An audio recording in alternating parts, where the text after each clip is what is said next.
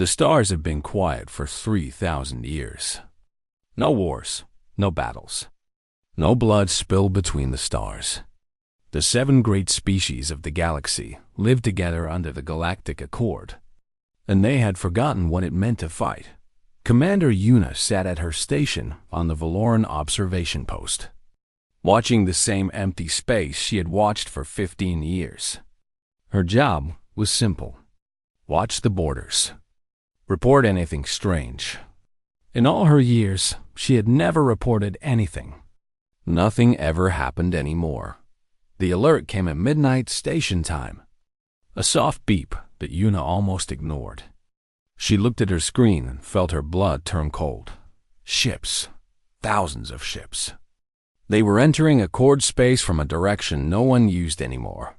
From the quarantine zone, Una's fingers moved across her console, trying to identify the vessels.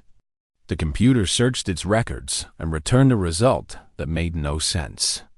The ship designs matched nothing in the current database. They matched something from the old files.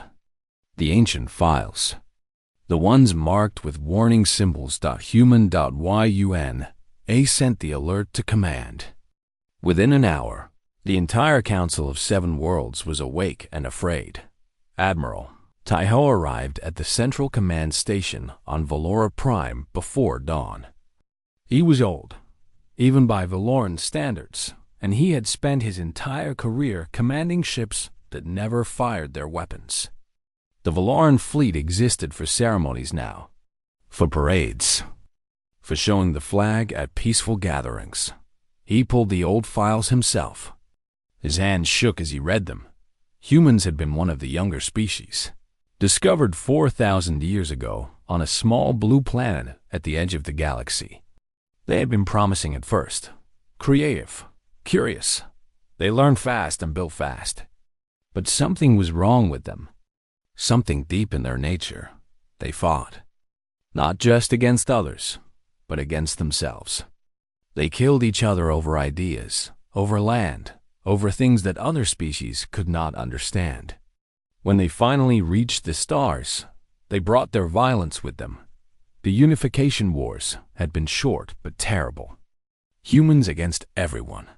The Accord had won, but the cost had been enormous. In the end, the Council made a decision.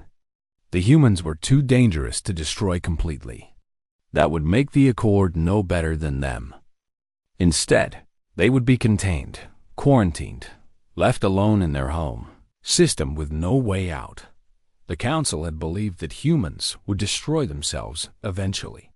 It was in their nature.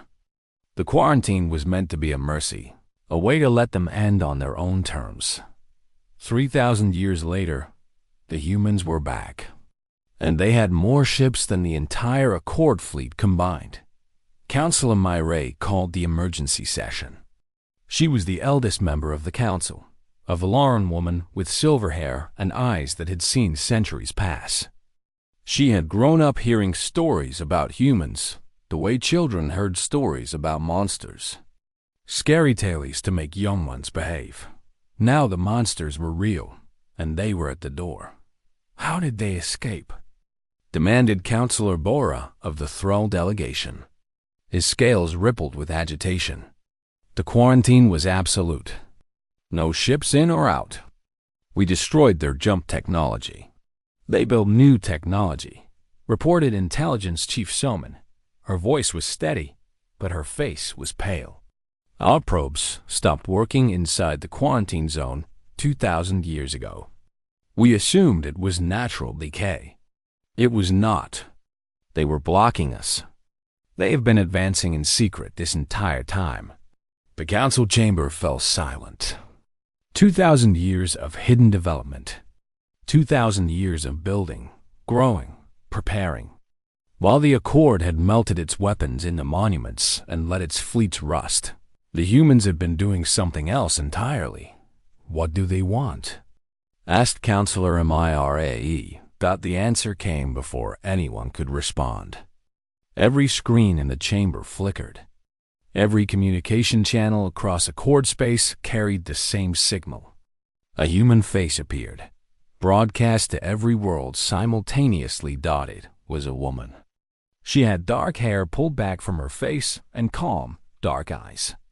She wore a simple uniform with no decorations, no signs of rank that the Accord could recognize. She looked at the camera as if she could see everyone watching her, and she was smiling, not a threatening smile, not the snarl of a predator, just a simple, gentle smile, like someone greeting an old friend. "People of the Galactic Accord," she said. Her voice was soft. "My name is Jisoo. I speak for the human collective. We have come a long way, and we have waited a long time for this moment." She paused, and her smile grew slightly wider. "We know you are afraid. We understand. Your histories tell you that we are dangerous, that we are violent, that we cannot be trusted. 3,000 years ago, those histories were correct."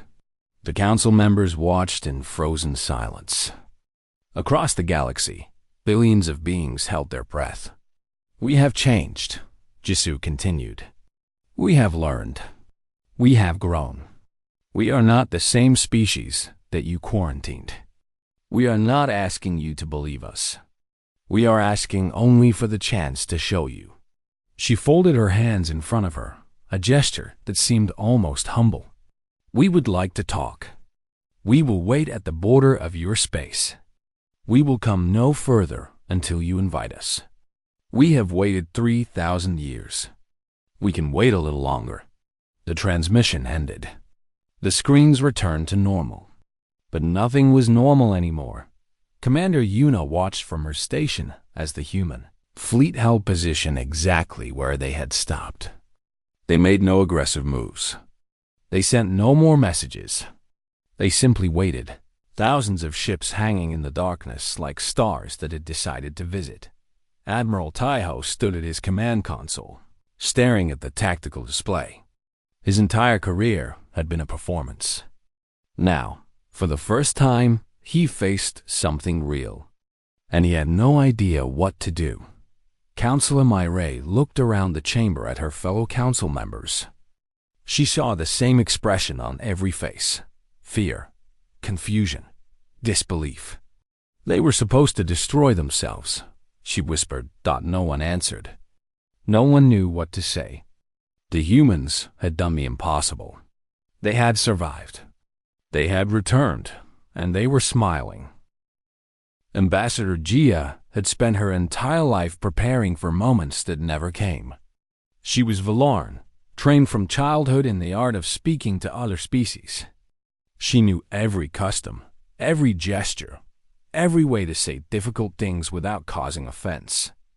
In 3,000 years of peace, her skills had never truly been tested. Now she stood at the airlock of her diplomatic shuttle, about to board a human ship. The council had debated for 3 days before choosing her. Some wanted to send a military delegation. Others wanted to send no one at all. In the end, they decided that a single ambassador with a small security team was the safest option. If the humans killed them, at least it would prove that they had not changed. GA did not find this thought comforting. The human ship was called the Horizon. It was enormous, larger than any vessel the Accord currently operated. Jihee's shuttle felt like a small fish swimming into the mouth of a whale. The airlock opened with a soft hiss. Gia stepped through, her 12 security officers following close behind. She expected to see weapons, guards, signs of the military power that the histories described.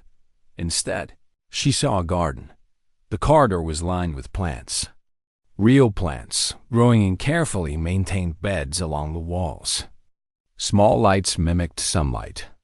Water trickled somewhere nearby. The air smelled fresh and clean. A young human woman in a simple uniform waited for them. She smiled and bowed slightly. "Ambassador Ga, welcome to the Horizon. I am Ensign Nari. Captain Doan is waiting for you in the observation deck. Please follow me." Gia followed, her eyes moving constantly. She saw humans everywhere, going about their daily work. They looked at her with curiosity, but not hostility. Some of them smiled. Some of them waved. Where were the signs of violence? Where was the chaos? The humans in the histories had been barely controlled animals, fighting and killing over the smallest disagreements. These people looked peaceful, calm, almost boring. It had to be a trick. It had to be. The observation deck took Jihee's breath away. One entire wall was transparent, showing the stars outside. In the distance, she could see the lights of more human ships. Thousands of them. A fleet that could crush the Accord without effort. Captain Dohan stood near the window, his back to her. He was tall and broad, with gray hair cut short. When he turned, Ga saw a face lined with age and something else. Sadness, perhaps. Or wisdom. She could not tell. He smiled. That same gentle smile that the woman Jisoo had shown in the broadcast. Ambassador Ga, thank you for coming. Please, sit. I have prepared tea. Tea. The humans had traveled across the galaxy with the largest fleet in history, and their captain wanted to serve her tea. Ga sat. She accepted the cup he offered. The tea was warm and smelled of flowers she did not recognize. You expected something different, Dohan said. It was not a question. I expected what history recorded, Jihye replied carefully. Dohan nodded slowly. He sat across from her, holding his own cup. Your histories are accurate. 3,000 years ago, we were exactly what you feared. Violent, divided, dangerous. We nearly destroyed ourselves a dozen times before you quarantined us. And after you quarantined us, he paused, looking into his tea. We nearly destroyed ourselves a dozen more times. What changed? Time, pain, learning. Dohan set down his cup. The first 500 years were the hardest. We fought wars over who to blame for the quarantine. We built weapons to break through the barrier you created. We killed millions of our own people in our anger. Ga felt her security officers tense behind her. This was the humanity they had expected. Then something happened, Dohan continued. We ran out of things to fight over. We had burned our world, poisoned our air, killed our oceans. We had nothing left to destroy except ourselves. He looked up at her, and his eyes were old. So old, so we stopped. We had to. It was stop or die. And the next 500 years? Rebuilding, healing, learning how to live without violence. It was hard. Harder than any war. Violence was easy for us. Peace was not. He smiled again, but it was a tired smile. We made new rules. New ways of thinking. We taught our children that strength meant controlling yourself, not controlling others. Ga studied him carefully. And the 2,000 years after that? Preparing. Dohan stood and walked to the window. We knew that someday we would face you again. We knew you would be afraid. We spent 2,000 years becoming something you would not need to fear. You built a fleet that could destroy us. Yes, we also built schools that teach every child the history of our violence. We built systems that prevent any single person from having too much power. We built a society that rewards cooperation and punishes aggression. He turned to face her. The fleet exists because we cannot change what we were. We can only choose what we do with it. Gia rose from her seat and joined him at the window. And if we refuse to accept you? If we tell you to leave and never return? Dohan's smile did not waver. Then we leave. We wait. We try again in another 1,000 years. Or 2,000. Or 10,000. He placed his hand on the window, looking out at the stars. We are very good at waiting now, Ambassador. We have had a lot of practice. Gia looked at the human fleet hanging in the darkness. Any one of those ships could destroy her shuttle in seconds. The entire fleet could burn through Accord space like fire through dry grass. And they were waiting. Simply waiting. For permission. Why do you smile so much? She asked suddenly. All of you. You smile constantly. Is it a threat? Dawn laughed. It was a warm sound, genuine and surprised. No, Ambassador. It is not a threat. We smile because we are happy. We smile because, after 3,000 years of being alone, we finally get to meet you again. He looked at her with something like hope in his eyes. We smile because we have been waiting for this moment for longer than you can imagine. Jie did not know what to believe. Everything she had been taught said that humans could not be trusted, that their violence was in their blood, in their bones, in their very nature. But looking at Captain Dahan, looking at the garden in the corridor, looking at the people who waved at strangers instead of attacking them, she wondered if maybe nature was not the final word. Maybe choice mattered too. The council chambers had never been so loud. For 3 months, the 7 species of the Accord had argued about the human question. Friendships that had lasted centuries broke apart. Old alliances crumbled. New divisions formed. Intelligence Chief Soman stood before the council with her report. She had spent every moment since the human arrival gathering information. Her agents had observed the human fleet. Her analysts had studied their technology. Her spies had tried to find weaknesses. They have found nothing but more questions. They have mapped our entire territory, Soman said, her voice flat. Every defense grid, every supply line, every weakness in our systems. They know more about our space than we do. General Hyunsu of the Valoran military slammed his hand on the table. This proves they are planning an attack. They are gathering intelligence for an invasion. With respect, General, Soman replied. They could have attacked at any time in the last century. They have been watching us for at least 100 years. They chose not to strike. Then what are they waiting for? Demanded Councillor Bora. His scales were dark with anger. Why gather all this information and do nothing with it? Soman hesitated. I do not know, Counselor. Perhaps they are telling the truth. Perhaps they truly want peace. The chamber exploded with voices. Half the council believed the humans were lying. They wanted to strike first, destroy the fleet before it could attack. The other half argued for caution. The humans had done nothing aggressive. Attacking them would make the Accord the villain's dot in the corner of the chamber. Researcher Yoonji waited for her turn to speak. She was young, barely 50 years old, the youngest advisor in council history. Her specialty was extinct species. She had spent her career studying creatures that no longer existed, trying to understand how they had lived and why they had died. Humans had been one of her subjects. The quarantined humans, the ones everyone assumed had destroyed themselves. She had written papers about them. She had theories. Now those theories were about to be tested. Researcher Yoonji, Councillor Myre said, calling for silence. You requested time to address the council. What do you have to say? Yoonji stood.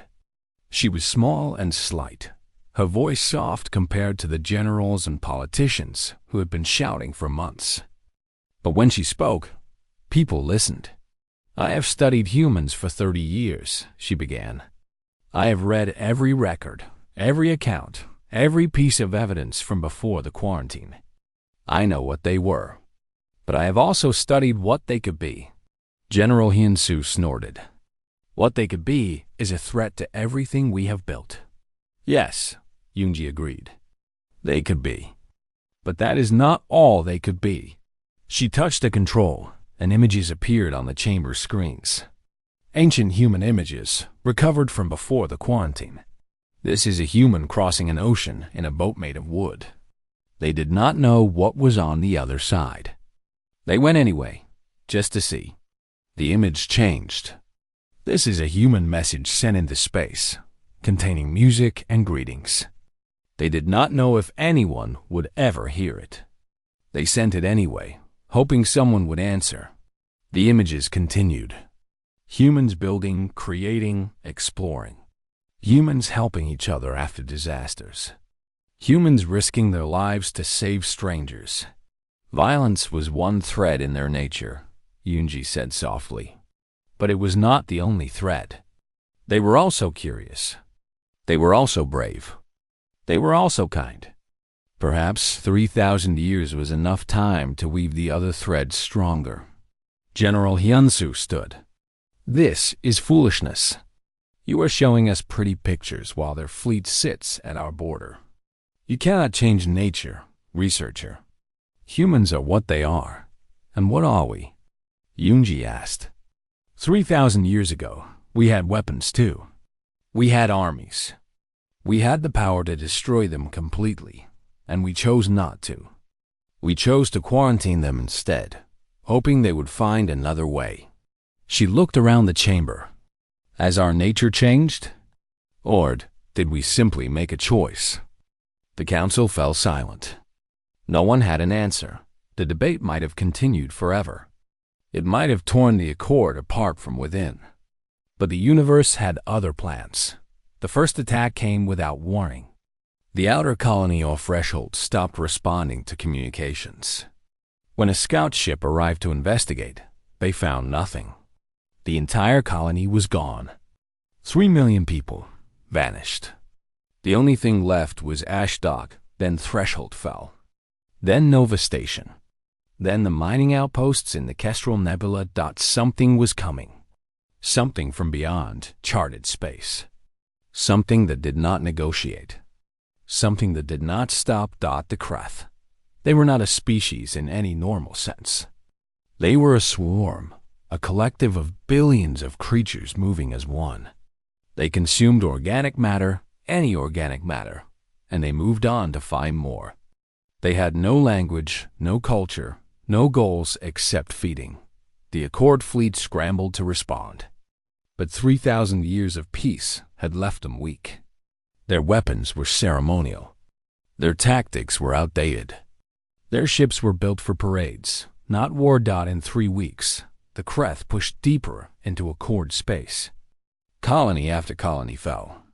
The death toll rose into the billions. Commander Yuna stood on the bridge of her observation post, watching the tactical display with hollow eyes.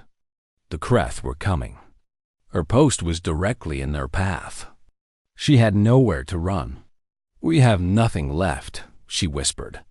3,000 years of peace, and we have nothing left. The communication array crackled. A human voice filled the bridge.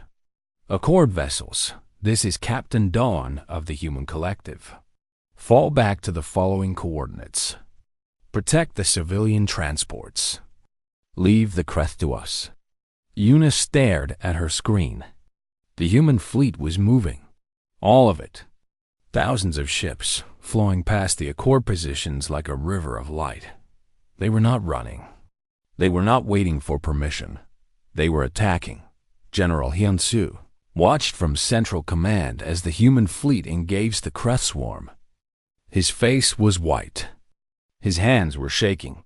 They are going to die, he said. There are too many Kreth. Even with all their ships, they cannot win. Councilor Miri stood beside him, watching the same display. Perhaps. But they are trying. They did not ask for anything in return. They simply saw the threat and moved to stop it. The battle lasted 11 hours. When it was over, the Kreth swarm was gone, destroyed, scattered into dust and ash. The human fleet remained, damaged, bloodied, but still their. Captain Dawn's face appeared on every screen in Accord space. He looked tired. There was blood on his uniform. Behind him, his crew worked in focused silence. We did not want to show you this, he said quietly. We hoped we would never have to. The violence is still in us. We cannot remove it. But we have learned to choose when to use it. That is the difference 3,000 years made.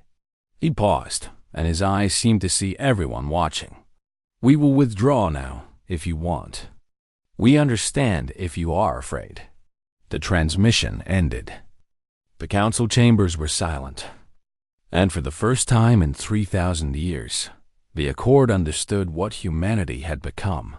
Not peaceful, not harmless, but something far more remarkable. Controlled. The battlefield was silent now. Where the Kreth swarm had been, there was only dust drifting through space. Millions of creatures that had consumed entire colonies were gone, broken apart by weapons the Accord had never seen. Commander Yuna guided her damaged observation post through the debris field. Her crew was alive. Her station was battered but functional.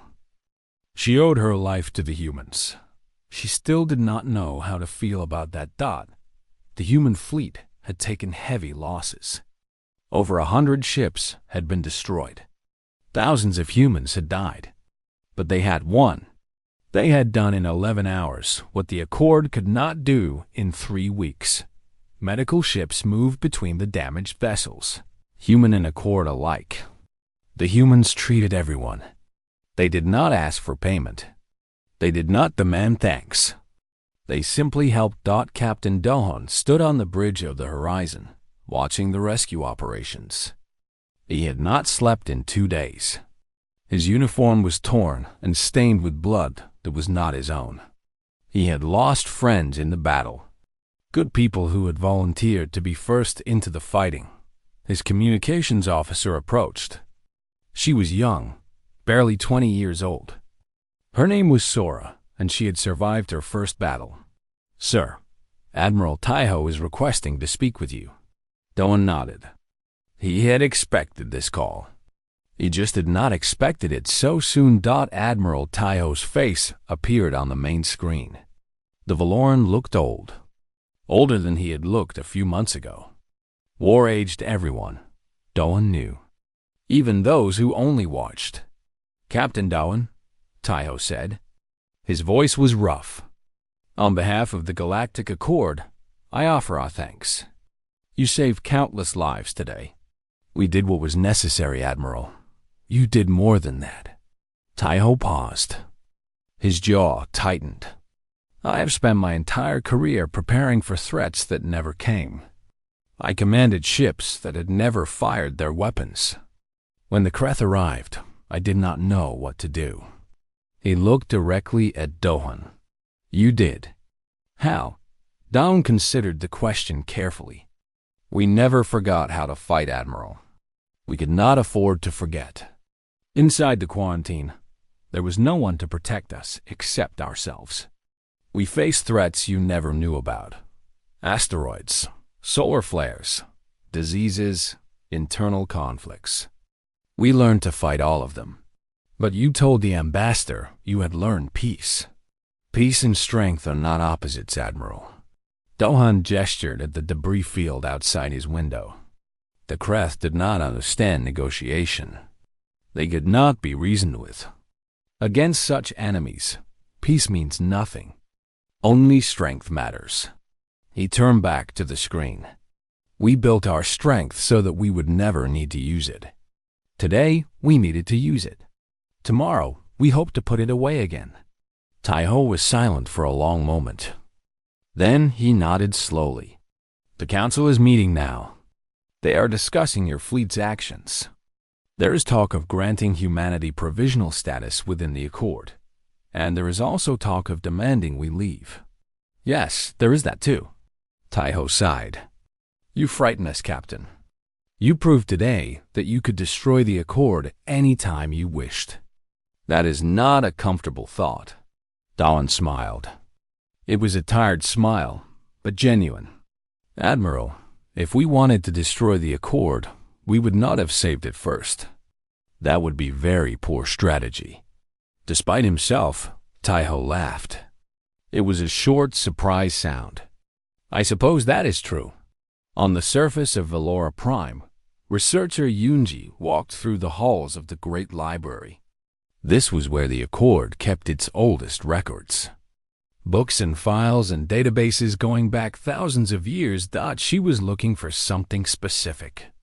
Something that had been bothering her since the battle. The humans had weapons that the Accord could not identify. ships that moved faster than anything in the Accord fleet. Technology that seemed almost magical. How had they developed so much in only 3,000 years? She found her answer in the oldest section of the library, the section that held records from before the quarantine. The humans had not started from nothing. When they were quarantined, they already had advanced technology. Jump drives, energy weapons, manufacturing systems. The Accord had not destroyed these things. They had simply trapped the humans with them. And humans, Yoonji realized, were very good at building on what they had. She pulled up records from the quarantine period. Reports from the observation probes before they stopped working. The humans had fought among themselves for 500 years. Yes. But even while they fought, they kept building, kept improving, kept pushing the limits of what was possible. By the time they stopped fighting, they had already surpassed the Accord in many areas. And they had 2,000 more years after that to grow even stronger. The Council had made a mistake 3,000 years ago. They had assumed that violence and progress were connected, that the humans would destroy themselves and their technology with them. They had been wrong. The humans had figured out how to keep one and give up the other. Intelligence Chief Soman found Yoonji in the library. She looked tired but determined. The Council has reached a decision, Soman said. They want to offer humanity provisional membership. Yoonji nodded. That is the smart choice. It is the only choice. Soman sat down across from the researcher. We cannot fight them. We could not fight the Kreth either. Without humanity, we would have been destroyed. Does that bother you? Soman thought about the question. It should. It bothers General Hyun-soo. It bothers many people. She paused. But I watched them during the battle. They could have let us fall. They could have waited until the Kreth weakened us, then swept in to claim what was left. Instead, they threw themselves into the fight. They died to protect people who had kept them prisoner for 3,000 years. Why do you think they did that? I do not know, but I want to find out. Soman looked at the old records on Yoonji's table. What are you researching? Human history. Their development during the quarantine. Yoonji closed the file she had been reading. I was wrong about them, Chief Soman. I thought I understood humans. I did not. None of us did. They sat in silence for a moment, surrounded by thousands of years of history. Outside the library windows, the stars shone cold and distant. Somewhere out there, the human fleet was still helping with rescue operations. Still smiling. What happens now? Yoonji asked. Soman stood. Now we learn. We watch. We try to understand what they have become. She offered a small smile of her own. And we hope that they are as good as they appear to be. Yoonji gathered her files. And if they are not? If this is all an elaborate deception, then we are already lost, and there is nothing we can do about it. Soman shrugged. So we might as well assume the best. It is more pleasant that way. It was not a satisfying answer, but it was an honest one. And in a galaxy that had just been turned upside down, honesty was worth something. The Accord would survive. It would change, but it would survive. And perhaps, in time, it would be stronger for having the humans as part of it. Or perhaps the humans would destroy everything. Only time would tell. 1 year had passed since the Battle of the Kreth. The galaxy had changed in ways that no one could have predicted. Ambassador Jie stood at the airlock of her shuttle, preparing to board the Horizon for the second time. This visit was different from the first. This time, she came with news that would reshape the future. The ship had changed since her last visit. There were new plants in the corridors, gifts from a dozen Accord worlds. The lawn flowers grew beside threll moss and kistari vines. The humans had accepted every gift with genuine gratitude. Captain Dohan met her in the same observation deck where they had first shared tea. He looked different now. The tiredness was gone from his eyes. He stood straighter, smiled easier. Peace suited him better than war. "Ambassador GA," he said warmly. "It is good to see you again. And you, Captain." She accepted the tea he offered. It had become a tradition between them. "I bring news from the council. I assumed as much." Dawn sat across from her, the stars shining behind him. "They have made their decision?" "They have." GA set down her cup. The vote was not unanimous. General Himsu argued against it until the very end. But the majority agreed. She met his eyes. Humanity is offered provisional membership in the Galactic Accord. Dohan did not react immediately. He looked at his tea, then at the stars, then back at GA. When he spoke, his voice was quiet. "After 3,000 years, after everything that happened, you are willing to give us a chance." "We are." GA pulled out a data tablet. "There are conditions, of course. The Council wants integration to proceed slowly. Your people will live among ours, but in small numbers at first. Our children will attend schools together. Cultural exchange programs will begin immediately. And the fleet will remain under human control, but will operate alongside Accord vessels. Joint patrols will begin next month." GA hesitated. "There are some who believe we should demand that you reduce your military strength." But the Council decided against this. Dawn raised an eyebrow. "Why?" "Because we learned something from the Kreth." Jihi's voice was firm. "We learned that peace is not enough. We spent 3,000 years believing that if we were peaceful enough, if we were gentle enough, no one would ever hurt us. We were wrong. Sometimes strength is necessary. A difficult lesson. Yes, but humanity taught it to us, and we are grateful." She smiled slightly. "Also, we do not wish to anger the species with the biggest fleet in the galaxy." Doan laughed. It was a real laugh, full of warmth. Honesty. "I appreciate that. There is one more thing." Jihi's smile faded. "The provisional status will be reviewed in 100 years. If the integration goes well, humanity will be offered full membership. If there are problems, she let the sentence hang. Then we will be asked to leave, or worse." Dawn nodded slowly. "That is fair. 100 years to prove ourselves. We can do that." He stood and walked to the window. The Accord ships were visible now, flying in formation with human vessels. It was a sight that would have been impossible a year ago. "May I ask you something, Ambassador?" "Of course. Why did you change your mind?" "When we first met, I could see the fear in your eyes. You believed every terrible story about humanity. What convinced you that we were worth the risk?" GA considered the question. She had asked herself the same thing many times over the past year. Researcher Yunji said something during the council debates. She said that you waited 3,000 years for permission to return. You could have taken what you wanted by force at any time. You chose not to. She stood and joined him at the window. That choice matters more than any history. Patience. Dawn smiled. "We learned patience the hard way. When you have destroyed everything around you, when you have nothing left but yourselves, you learn to wait. To think, to choose carefully. Is that why you smile so much? Because you are patient?" "Partly." He turned to face her. "But mostly we smile because we are happy.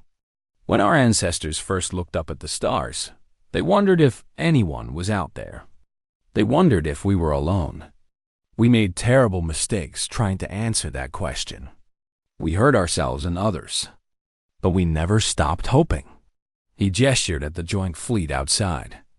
3,000 years ago, you looked at us and saw monsters. Now you look at us and see us smiling.